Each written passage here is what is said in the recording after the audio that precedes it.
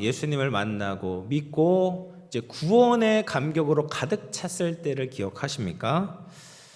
나의 모든 죄가 예수 그리스도의 은혜로 말미암아 해방되었고 자유함을 얻게 되었다라는 그 사실이 정말 내 마음 가운데 믿어지게 되었을 때 우리가 얼마나 기뻤습니까? 참 기쁨이 가득 찼고 그 하나님의 은혜 때문에 내가 앞으로 다가올 모든 시험도 다 이길 것 같고, 그리고 과거에 저질렀던 모든 죄를 더 이상 저지르지 않겠습니다.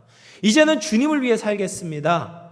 이젠 정말 의를 행하면서 선을 행하는 하나님의 자녀답게 살겠습니다라는 결단을 정말 마음을 다해서 했을 때가 있을 것입니다. 그런데 안타깝게도 이 상태가 계속해서 지속되지는 않았잖아요. 죄가 다시 전과 같이 살아나게 되고 내 성질과 교만이 올라오게 되고, 또 그렇게 주님을 알고 싶어서 막 성경을 읽겠다라고 결심을 했었는데 성경을 읽는 것도 시들해지고 기도하는 것도 전과 같지 않고, 그리고 다른 사람을 사랑하기보다는 자기를 높이려는 마음으로 가득 차 있는 나의 모습들을 볼 때가 있습니다. 로마서 5장 6장을 보면 바울은 예수님을 믿을 때 우리의 신분에 어떠한 변화가 일어나는지에 대해서 계속해서 이야기를 했습니다.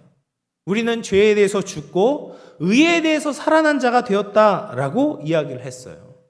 예수 그리스도와 연합함으로 말미암아 우리의 옛사람은 십자가에서 죽었고 예수 그리스도와 함께 부활함으로 말미암아 새 생명을 얻은 자가 되었다라고 말씀했습니다. 그래서 바울은 로마서 6장 14절에 이렇게 이야기했어요. 죄가 너희를 주장하지 못하리니 이는 너희가 법 아래 있지 아니하고 은혜 아래 있음이라 라고 말했습니다. 그래서 율법의 정죄함에서 벗어났고 우리는 의롭다함을 얻고 새 생명을 얻은 상태가 되었기 때문에 죄가 더 이상 우리를 주장하지 못한다 라고 사도 바울이 이야기를 했습니다. 그것이 하나님의 말씀인 거죠. 근데 본문을 보면 이 상태와는 좀 다른 모습을 보이고 있는 거죠. 신앙생활을 하는데 여전히 죄를 짓는 모습이 보이는 겁니다. 혼란스럽고 낙심이 되고 또 예수님을 믿는 것에 대한 회의감이 들 정도로 그런 상황에 처하게 될 때가 있다라는 거예요. 그런데 우리만 그런 것이 아니라 사도 바울도 그런 삶의 과정들을 거치고 있다라는 겁니다. 그래서 이런 영적 딜레마, 우리가 분명 죄 아래 있지 않고 은혜 아래 있고 새 생명을 얻어서 이제 새로운 삶을 살 수 있다라고 말씀을 하셨음에도 불구하고, 그럼에도 불구하고 죄를 짓고 있는 이 영적인 딜레마를 우리가 어떻게 알고 대처해야 할까? 여러분, 구원받은 사람에게는 분명한 특징이 있습니다. 그것은 하나님과 하나님을 위해서 살아가고자 하는 거룩한 사모함이 있다라는 거예요. 그래서 로마서 7장 19절 말씀 같이 한번 보시면 같이 읽어볼게요. 시작. 내가 원하는 바 선은 행하지 아니하고, 여기까지만 볼게요. 여기 보면 내가 원하는 것이 무엇입니까? 내가 원하는 바 선이죠. 선을 원하는 거예요. 여러분, 이것은 중생한 사람, 예수를 믿고 거듭난 사람에게만 생겨나는 이 거룩한 성향입니다. 우리는 말씀을 행하고 싶은 마음의 욕구가 있는 거예요. 거룩한 욕구가 있는 겁니다. 하나님의 말씀을 통해서 무엇이 진짜 선인지, 우리의 삶의 목적이 무엇인지를 깨닫게 되었기 때문에 그 목적대로 살기를 원하는 마음이 우리에게 있는 거예요. 게다가 이제 22절 말씀을 보시면 22절 같이 한번 읽어볼게요. 7장 22절 시작. 내 속사람으로는 하나님의 법을 즐거워하되. 여러분, 굉장히 놀라운 은혜입니다. 우리가 하나님의 법을 즐거워할 수 있는 상태가 되었다라는 거예요. 이런 말이 있잖아요. 알기만 하는 사람은 좋아하는 사람만 못하고 좋아하는 사람은 즐기는 사람만 못하다. 그러니까 아는 사람은 그것을 행하고 좋아하는 것만 못하고 그것을 진짜 즐거워하는 사람만 못하다라는 거죠. 그래서 성도에게는 여러분 영적인 선호도가 생기게 되었어요. 그러니까 하나님의 말씀을 듣고 기뻐할 수 있는 이 마음의 상태로 변화되어졌다라고 이야기를 하고 있습니다. 그래서 우리가 하나님의 말씀을 깨닫게 될 때 기쁨이 없다라고 한다면 이 사람이 진짜 거듭났는지를 의심해 볼 필요가 있어요. 진짜 거듭난 사람은 어떤 사람이냐? 하나님의 법을 즐거워할 수 있는 사람입니다. 하나님께서 우리에게 말씀하시는 그 뜻과 계획과 목적이 무엇인지를 알면 즐거워할 수밖에 없어요. 이것이 구원받은 우리에게 일어난 일입니다. 얼마나 좋은 일입니까? 선악을 분명하게 분별할 뿐 아니라 선을 행하고 싶습니다. 하나님의 말씀이 즐겁습니다. 이런 변화가 우리에게 생기게 된 거죠. 그런데 우리에게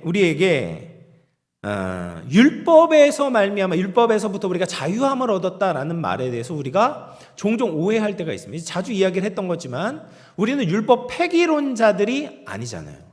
그러니까 율법에서부터 자유함을 얻었다라는 것은 율법을 지킴으로 말미암아 구원을 얻는 사람이 된 것이 아니라 믿음으로 말미암아 구원을 얻게 되었다라는 것을 의미합니다. 그래서 율법을 지키지 못한다고 해도 우리가 멸망을 당하지는 않아요. 그렇다고 율법을 지킬 필요가 없다거나 안 지켜도 된다라고 말해서는 안 되는 거죠. 예수님을 사랑한다면 우리는 반드시 계명을 지켜야 합니다. 나의 계명을 지키는 자라야 나를 사랑하는 자니 나를 사랑하는 자는 내 아버지께 사랑을 받을 것이요 나도 그를 사랑하여 그에게 나를 나타내리라. 예수님께서 그렇게 요한복음에서 말씀을 하셨어요. 그래서 예수님을 진짜 사랑하면 예수님의 법을 지키는 거죠. 하나님의 계명을 지키고 싶은 마음이 생기고 지키려고 애를 쓰는 겁니다. 그래서 율법이 필요 없다라는 것은 뭐 잘못된 일이죠. 그래서 성령을 받은 사람, 거듭난 사람은 주의 법을 알게 되고 그 선을 행하고 싶은 간절한 욕구와 율법을 즐거워하는 은혜를 얻게 돼요. 그런데 안타까운 것은 뭐냐? 이 은혜를 받은 사람의 마음 속에 늘 선을 사모하고 즐거운 일만 하는 것은 아니다라는 거예요. 우리 안에 이상한 신앙적인 모순이 생기는 겁니다. 근데 이것은 율법을 알면 알수록 더 거세게 일어날 수가 있습니다. 하나님을 향해서 더 가까이 가고 싶으면 가까이 가고 싶을수록, 선을 더 행하고 싶은 욕망이 커질수록 이런 갈등이 강하게 느껴질 수가 있습니다. 왜 그런 모순이 생기게 되는가? 세 가지 측면에서 보면, 첫 번째, 우리가 원하는 대로 행하지 못하는 모순이 생길 수가 있어요. 그런 갈등이 있을 수가 있다라는 거예요. 7장 15절 말씀 같이 읽어보겠습니다. 시작. 행하는 것을 내가 알지 못하노니 곧 내가 원하는 것은 행하지 아니하고 도리어 미워하는 것을 행함이라. 바울은 자기가 원하는 것은 행하지 않고 도리어 원하지 않는 것을 하고 있다라고 이야기를 해요. 내가 하나님의 선을 행하고 싶은 마음이 있잖아요. 그런데 그것을 하지 않는 거예요. 또 하지 말아야 된다라고 여기는 것을 지금 내가 하고 있다라는 말입니다. 이와 같은 모순을 자기 안에 발견하게 될 때, 내 삶의 모습을 발견하게 될 때 마음이 참 어렵게 되는 거죠. 누구보다도 예수님처럼 닮아가고 예수님처럼 살아가고 싶은 마음에 그런 욕망이 있잖아요. 그런 소원이 우리에게 있는데 실제로 내 삶을 들여다보면 그렇지 않다라는 거죠. 그렇지 않은 모습이 있다라는 겁니다. 그럴 때 내 마음에 참 갈등이 생기고 마음이 어렵게 된다라는 거예요. 또 19절 말씀 보시면 19절에 같이 읽어볼게요. 시작. 내가 원하는 바 선은 행하지 아니하고 도리어 원하지 아니하는 바 악을 행하는도다. 얼마나 기가 막힌 모순입니까? 내 마음에 있는 하나님께서 주신 거룩한 소원과 내 행동에 이 괴리를 발견하게 될 때 내가 왜 이럴까? 내가 왜 이럴까? 하나님 백성으로서 내가 왜 이렇게 살고 있을까? 이런 자책감이 들게 된다라는 겁니다. 그리고 두 번째 모순은요, 우리 안에 새 사람과 옛 사람이 공존하는 모순이 있다라는 거예요.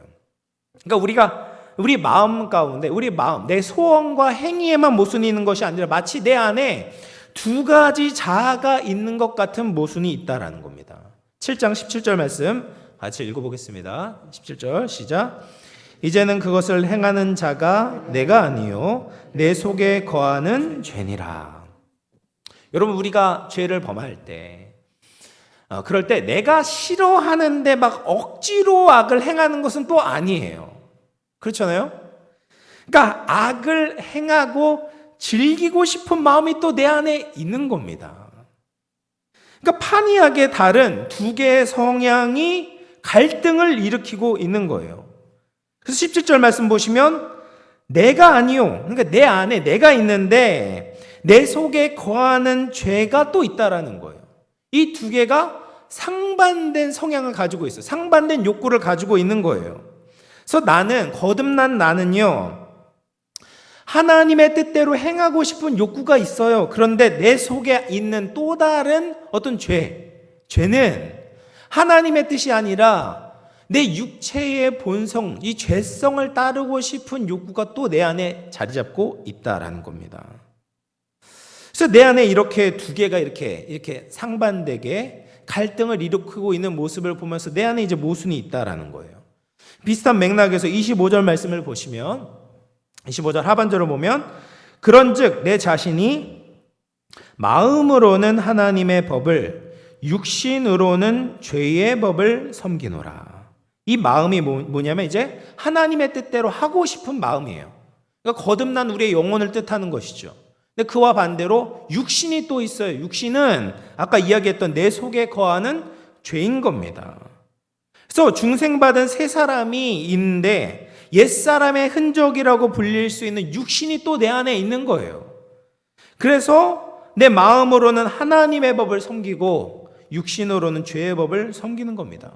이것이 무엇을 의미합니까? 우리가 이중생활을 해도 된다라는 말이 아니잖아요. 두 주인을 섬긴다는 것은 있을 수가 없는 겁니다. 그럼에도 불구하고 바울은 자기 안에 죄의 유혹이 올 때 쉽게 넘어질 수 있는 육신의 연약함이 있다라는 것을 고백하고 있는 거예요. 이것이 부인할 수 없는 현실입니다. 우리에게 이 상반된 두 개의 실존의 모습이 있는 거죠. 이것을 보면 참 괴로운 겁니다. 갈등을 느끼게 되는 거예요. 육체의 소욕과 성령의 소욕이 서로 대적하고 있는 거예요. 그러다가 빈번히 우리가 하나님께서 기뻐하시지 않는 육체의 소욕을 따라갈 때가 있다라는 거예요. 패배를 당하게 되는 거죠. 이런 갈등을 보게 될 때 참으로 우리의 마음 가운데 이제 괴로움이 생기게 되는 겁니다. 또 마지막으로 모순이 뭐냐면 두 개의 법이 모순을 일으키고 있어요. 7장 23절 말씀 보시면 같이 읽어볼게요. 시작. 다른 법이 내 마음의 법과 싸워 제 속에 있는 죄의 법이 법으로 나를 사로잡는 것을 보는도다. 여기 보면은 내 지체 속에 내 마음의 법이 있어요. 내 마음의 법은 이제 하나님의 법입니다. 하나님의 법을 즐거워해요. 하나님의 법을 즐거워하는데 또 다른 법, 나를 자꾸 사로잡으려는 내 지체 속에 또 다른 법이 있다라는 거예요. 이 법이라는 것은 자꾸 주장하려는 것을 의미해요. 내 마음에 하나님의 법이 주장하려고 하는데 또 다른 지배하려는 어떤 세력이 있는 것처럼 이야기를 하는 거죠. 그리고 그것이 죄의 법으로 나를 자꾸 사로잡고 있는 것을 보는도다라고 이야기를 합니다. 우리가 앞에서 이야기한 것처럼 예수 그리스도를 믿음으로 말미암아 우리는 죄와 율법 아래서부터 자유함을 얻게 되었습니다. 궁극적인 이 대적이었던 사망도 무너지게 되었어요. 그렇게 예수님께서는 우리를 모든 이제 굴복하는 것에서부터 우리를 자유케 하셨는데 또 이야기를 하는 거예요. 우리를 죄의 법으로 사로잡는 것을 보게 된다라는 겁니다. 바울이 이런 영적 모순을 안고 있었던 것이죠. 또 14절에서 뭐라고 이야기를 하냐면 14절 말씀 같이 보겠습니다. 시작. 우리가 율법은 신령한 줄 알거니와 나는 육신에 속하여 죄 아래에 팔렸도다. 이게 무슨 말입니까? 우리 죄 아래에서부터 벗어났잖아요. 율법 아래에서부터 벗어났다라고 이야기를 했어요. 그런데 지금 또 죄 아래 팔렸도다라고 이야기를 하는 거죠. 이것이 조금 이제 모순된 이야기인 것처럼 보이는 거잖아요. 그런데 이것은 어떻게 보면 이게 굉장히 해석하기가 어려운 거예요. 우리는 이미 죄의 노예에서부터 벗어났다고 하는데 왜 또 죄 아래 팔렸도다라고 말씀을 하실까? 우리가 다시 하나님과 원수된 자리로 원상복귀됐다는 말인가? 그런 일은 있을 수가 없습니다. 그러니까 여기서 나온 표현은 뭐냐면 사실이 아니라 감정적으로 그렇게 느껴지는 거예요. 그런 표현이라고 생각하시면 됩니다. 바울은 지금 모순투성이인 자신의 내면을 보면서 절망감을 느끼고 있는 겁니다. 바울은 무슨 말을 하더라도 이미 하나님의 자녀가 되었지 죄의 종이 될 수는 없어요. 그런데 자기 안에 있는 모순을 보면서 견딜 수가 없는 거예요. 내가 마치 죄 아래 팔린 것 같은 느낌이 든다. 내가 왜 그런지 모르겠다. 내 안에 왜 이런 이 강력한 죄의 법이 존재하는지 나는 이해할 수가 없다. 라는 식으로 말을 하고 있는 것이죠. 이런 내면의 이중성을 보면서 우리가 탄식하지 않을 수가 없지 않겠습니까? 그래서 사도 바울도 24절을 보면 이렇게 탄식을 합니다. 24절. 오라 나는 공고한 사람이로다. 이 사망의 몸에서 누가 나를 건져내랴. 바울은 정말 솔직하게 자신에 대해서 이야기를 합니다. 바울이 이렇게 솔직하기 때문에 사실 우리에게도 공감이 되고 이 말씀이 더 우리에게 다가오는 거죠. 내적 모순과 갈등 없이 이 세상을 살 수 있는 사람은 아무도 없습니다. 예수님을 믿었음에도 불구하고 우리 안에 이런 내적인 모순이 생겨요. 갈등이 생기는 거죠. 아무리 기도를 많이 해도 말씀에 해박해도 신앙생활을 오래 한 사람도 마찬가지입니다. 우리가 이 몸을 가지고 이 세상을 사는 이상 하나님께서 원하시는 대로 100% 순종하지는 못하는 거예요. 그런 모순이 우리의 삶과 마음 가운데 또 우리 마음 안에 있는 소욕 가운데 이 법 안에 이 모순이 생기게 된다는 겁니다. 그런 의미에서 이 오호라의 탄식은 굉장히 긍정적인 것입니다. 여러분, 이 탄식이 없는 신앙생활은 비정상이라고 말할 수가 있어요. 오히려 하나님의 말씀을 알지 못하는 사람, 자기 자신에 대해서 정직하지 않고 자기를 자꾸 가리려는 사람, 하나님 앞에서 내가 어떤 존재인지 깨닫지 못한 사람이 이 오호라의 탄식을 하지 못하는 거죠. 이 탄식은 우리가 말씀대로 살지 못했다는 것을 깨닫게 되었을 때 알게 되는 이 고통과 회개의 눈물에서부터 나오는 탄식인 겁니다. 그래서 중생한 사람만, 거듭난 사람만, 하나님께 가까이 간 사람이 이런 탄식을 할 수 있는 거죠. 여러분, 회개도 하나님께서 은혜를 주셔야지 회개할 수가 있습니다. 우리 안에 모순이 있는데, 내 행동과 하나님의 말씀 가운데 이 괴리가 있는데, 차이가 있는데 이런 탄식이 없다면 우리는 영적으로 뭔가 크게 문제가 있는 상태인 것입니다. 그런데 이 오라의 탄식은 우리가 꼭 어떤 구체적이고 큰 죄를 범해서만 이런 탄식이 나오는 것이 아니에요. 하나님께 가까이 가면 가까이 갈수록, 성결하게 살려고 하는 사람일수록 오히려 이런 탄식이 흘러나올 수가 있습니다. 여러분, 그리스도인들을 보면 솔직히 세상 사람들과 비교해 보았을 때 도덕적으로 부족한 부분이 뭐가 있겠습니까? 열심히 살려고 하잖아요. 하나님의 말씀에 비추어서, 거울에 비추어서 나 자신을 매일매일 성찰하고 주님께 엎드리고 나는 죽고 주님으로 살려고 하는데, 도덕적으로 이 세상 부패하고 무지한 이 세상 사람들과 비교해 보았을 때 뭐가 그렇게 잘못된 것이 있겠습니까? 그렇지 않잖아요. 그럼에도 불구하고 우리가 이 거룩하신 하나님 앞에 서게 될 때 이 오라라는 탄식을 하게 되는 거죠.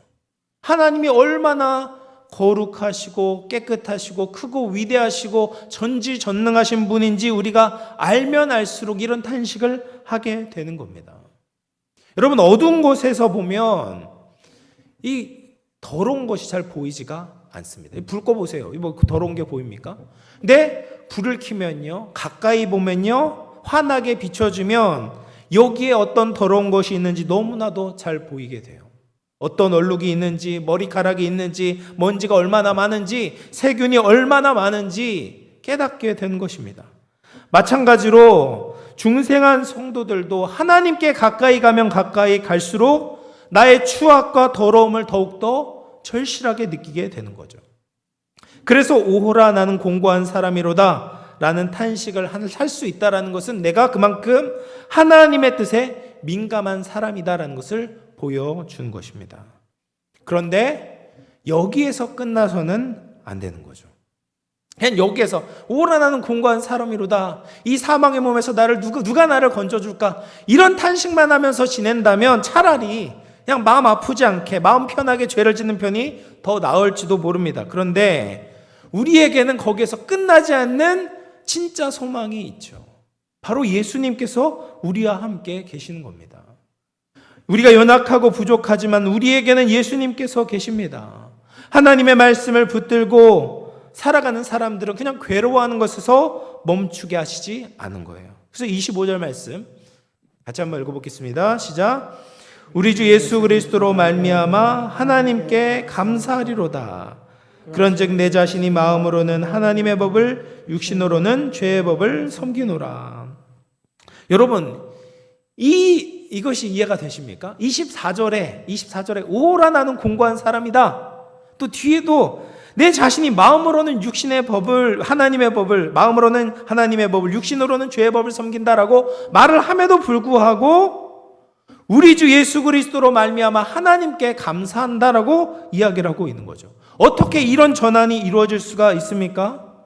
하나님의 자녀는 자기의 모순을 보고 갈등하고 괴로워하는 것에서 머물지 않는 거죠. 우리가 바라보는 것은 나를 보는 것이 아니라 우리 주님을 바라볼 수 있기 때문에 감사하게 되는 것입니다. 하나님의 자녀는 죄 때문에 고통하고 괴로워하다가도 다시 일어나서 예수님을 바라보는 것이죠. 그래서 기뻐하며 할렐루야를 외쳐야 되는 것입니다. 왜 그렇습니까? 예수님께서 우리의 상한 마음을 싸매시고 눈물을 씻겨주시기 때문입니다. 예수님께서 우리의 약함과 허물을 용서하시고 하나님 앞에 떳떳하게 들어갈 수 있도록 모든 것을 준비해 주셨기 때문입니다. 예수님께서 우리에게 있는 죄의 옷을 벗겨주시고 의의 옷으로 감싸주셨기 때문입니다. 예수님께서 성령으로 우리를 무장시켜 주시고 하나님의 능력으로 새롭게 다시 세워주실 것이기 때문입니다. 그렇기 때문에 우리는 울다가도 넘어졌다가도 다시 주님을 바라보아야 하는 것이죠. 괴로움의 자리에 머물러 있는 것이 아닙니다. 재빨리 십자가의 주님, 부활의 주님을 바라보며 감사로 영광을 돌리는 삶을 살아갈 수가 있는 것이죠. 사랑하는 성도 여러분, 이제 말씀을 마무리하겠습니다. 예수님을 믿음으로 새로운 삶을 살게 된 성도들에게도 여전히 이 딜레마의 시간, 갈등의 시간이 있습니다. 하나님의 뜻대로 살고 싶은 마음은 있는데 그렇게 살지 못하는 나의 모습을 보면서 괴로움을 느끼게 돼요. 또 내 안에 두 가지 소욕, 두 가지 법이 치열하게 싸우고 있는데 그 실패할 때가 있는 겁니다. 넘어질 때가 있는 거예요. 이런 상태를 보면서 안타까워하고 탄식하는 것은 나쁜 것이 아닙니다. 그런데 거기에서 우리는 멈추는 것이 아니라 더 나아가야 되는 거죠. 우리와 함께 하시는 예수님을 바라보는 것입니다. 실패한 자리에서 나를 일으켜 세워주시는 우리 주님을 바라보아야 되는 겁니다. 그럴 때 우리의 인생은 실패를 통해 영적인 성숙을 경험할 수 있게 됩니다. 주님을 더 사모하게 되고 주님의 은혜만을 믿음으로 살아가게 될 줄로 믿습니다. 우리 모두 어떤 상황에서도 낙심하지 않고 다시 주님을 바라보고 주님을 붙잡고 끝까지 주님을 위해 살아갈 수 있는 저와 여러분 될 수 있기를 주님의 이름으로 축원을 드리겠습니다. 우리 찬양 한 장 하고 말씀 생각하면서 기도하도록 하겠습니다. 아침 안개 눈앞 가리듯